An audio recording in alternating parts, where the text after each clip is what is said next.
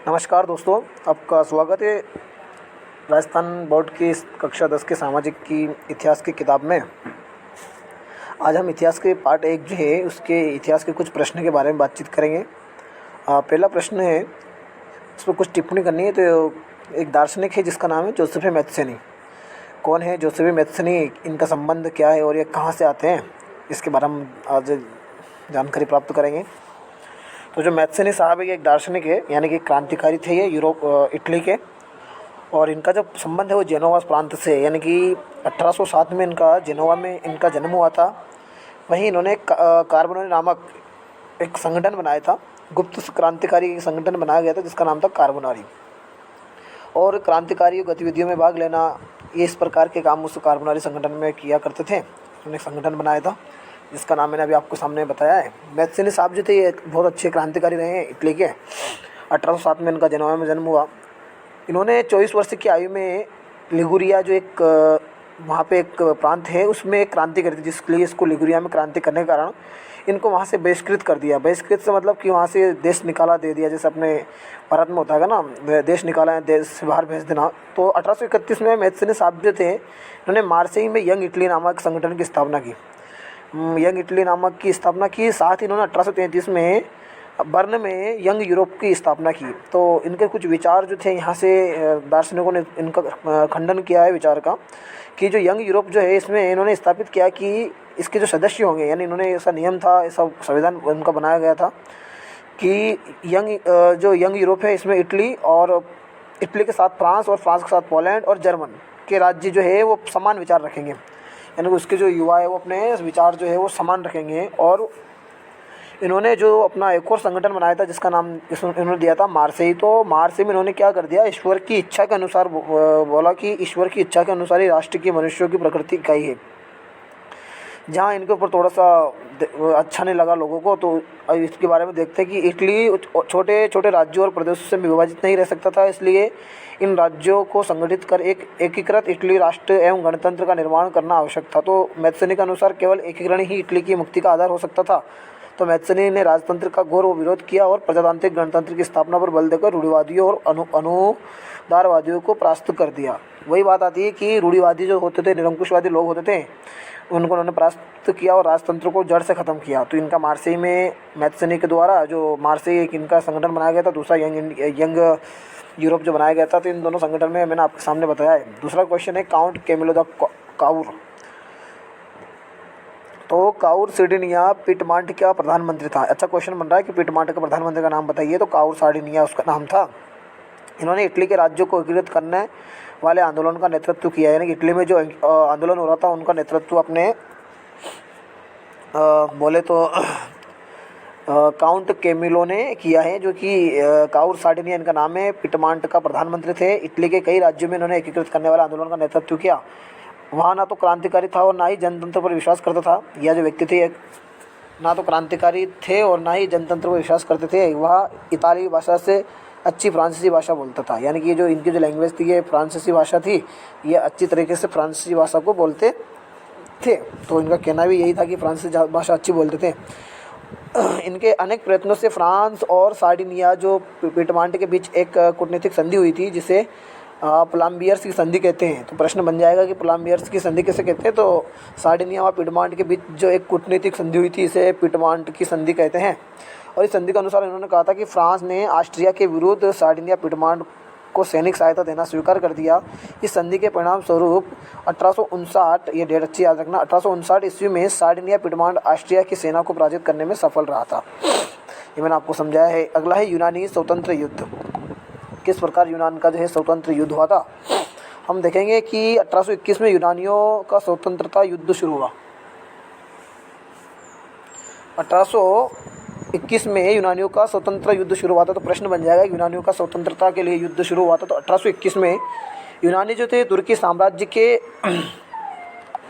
अधिपत्य रहा करते थे। या यूनानी जो थे ये तुर्की साम्राज्य के अधिपत्य से मतलब कि ये तुर्की का जो साम्राज्य था, तुर्की के जो राजा सम्राट हुआ करते, उनके अधिपत्य यानी कि उनके अधिपत्य से मुक्त होना चाहते थे, यानी कि उसके जो उनके अंडर जो रहते थे तो उनसे ये मुक्त होना चाहते थे। इस स्वतंत्रता युद्ध में निर्वासन में रहे यूनानियों ने सहायता दी। निर्वासन में जो व्यक्ति जो लोग रह रहे थे उन्होंने इनकी सहायता की थी यूनानियों की। साथ ही इसके अतिरिक्त पश्चिमी यूरोप के अनेक जो अपन पढ़ रहे हैं पश्चिमी यूरोप के अनेक लोगों ने भी यूनानियों के स्वतंत्रता संग्राम का समर्थन किया। ये लोग प्राचीन यूनानी संस्कृति के प्रति सहानुभूति रखते थे, यानी कि जो प्राचीन यूनानी संस्कृति थी उसके प्रति ये लोग सहानुभूति रखते थे, उसके प्रति विश्वास रखते थे। अनेक कवियों और कलाकारों को यूनान को यूरोपीय सभ्यता का पालन बताकर उसकी मुक्त कंठ से प्रशंसा की और तुर्की साम्राज्य के विरुद्ध यूनान के स्वतंत्रता संग्राम के लिए जनमत जुटाया। अंग्रेज कवि जिसका नाम है लॉर्ड बायरन, ये बहुत ही अच्छा कवि है, आपको भूलना नहीं है। लॉर्ड बायरन, जो लॉर्ड बायरन साहब थे, इनका कहना था लॉर्ड बायरन ने धन एकत्रित किया और युद्ध में लड़ने भी गए। वहाँ 1824 में बुखार के कारण लॉर्ड बायरन साहब की मृत्यु हो गई थी। तो ये अच्छा क्वेश्चन बन रहा है यहाँ। लॉर्ड बायरन साहब की मृत्यु क्यों हुई थी? तो बुखार आने के कारण जो है इनकी मृत्यु हो गई थी अंततः 1832 में। याद रखना ये डेट। ये जो 1832 की जो मैं डेट बता रहा हूँ आपको, में कस्तुनतनिया की संधि हुई जिसने यूनान को एक स्वतंत्र राष्ट्र की मान्यता प्रदान की। यानी कि प्रश्न बन जाएगा कि यूनान को स्वतंत्र राष्ट्र की मान्यता कब बनी थी? तो एक नंबर में आ सकता है प्रश्न तो 1832 में। और कस्तुनतनिया की संधि हुई थी इसके अंतर्गत। यूनानी स्वतंत्रता युद्ध का विश्व के इतिहास में महत्वपूर्ण स्थान रहा। यानी यूनानी स्वतंत्रता का जो युद्ध हुआ था इसका इतिहास जो है विश्व में काफ़ी महत्वपूर्ण स्थान रखता है, इस प्रकार से इसमें बताया गया है। इस युद्ध ने संपूर्ण यूरोप के शिक्षित अभिजात वर्ग में राष्ट्रवादी भावनाओं का संचार किया है। यानी कि कहने का मतलब है कि पूरे यूरोप में शिक्षित वर्ग ने राष्ट्रवादी भावनाओं का संचार किया, यानी कि इसका प्रचार प्रसार जो है बहुत जोरों शोरों से हुआ है यूनानी युद्ध का, यूनानी जब अपना स्वतंत्र हुआ था। इस प्रकार अपना अगला क्वेश्चन है फ्रैंकफर्ट संसद। ये फ्रैंकफर्ट संसद क्या है और ये किस प्रकार हुई, बहुत इंपॉर्टेंट है। फ्रैंकफर्ट संसद जो है ये जर्मनी के लिए हुई थी, यानी खास करके जर्मनी के एकीकरण के लिए की गई थी। कि 1848 में, ये डेट याद रखनी है कि 1848 का समय था, 18 मई का। 18 मई अपने लिए इम्पोर्टेंट है। 18 मई 1848 का समय था। उसमें जर्मन जो राज्य था इसके 831 निर्वाचित सदस्य जो थे ये चुन करके आए थे जनता से द्वारा। और इनकी जो सभा चल रही थी, जिसको मतलब जहाँ सभा आयोजित हो रही थी वो एक चर्च के अंदर हो रही थी जिसका नाम था सेंट पॉल। उस चर्च का नाम था सेंट पॉल, जहाँ ये सभा आयोजित हो रही थी।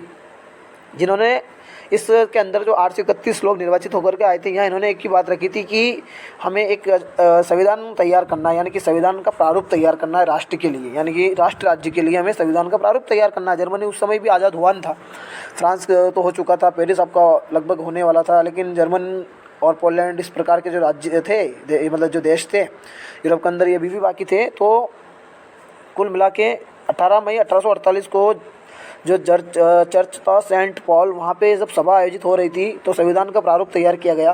तो ये आपका जो फ्रैंकफर्ट है ना, ये फ्रैंकफर्ट एक जर्मनी का एक राज्य, मतलब एक शहर का नाम है जहाँ ये संसद हो रही थी। और खास करके उस चर्च के अंदर सेंट पॉल जहाँ आयोजित हुई, तो वहाँ जर्मन के कई व्यक्ति आए हुए थे जो 801 मैंने बताया 831 निर्वाचित सदस्य थे।